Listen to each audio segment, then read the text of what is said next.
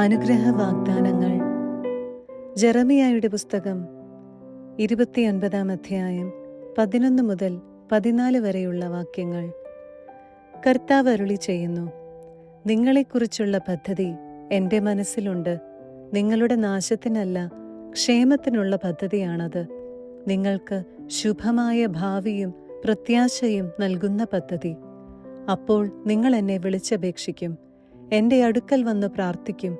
ഞാൻ നിങ്ങളുടെ പ്രാർത്ഥന ശ്രവിക്കും. നിങ്ങൾ എന്നെ അന്വേഷിക്കും. പൂർണ്ണ ഹൃദയത്തോടെ അന്വേഷിക്കുമ്പോൾ എന്നെ കണ്ടെത്തും. നിങ്ങൾ എന്നെ കണ്ടെത്താൻ ഞാൻ ഇടയാക്കുമെന്ന് കർത്താവ് അരുളി ചെയ്യുന്നു. ഞാൻ നിങ്ങളുടെ ഐശ്വര്യം പുനഃസ്ഥാപിക്കും. നിങ്ങളെ ചിതറിച്ചിരിക്കുന്ന എല്ലാ സ്ഥലങ്ങളിലും ദേശങ്ങളിലും നിന്ന് ഞാൻ നിങ്ങളെ ഒരുമിച്ച് കൂട്ടും.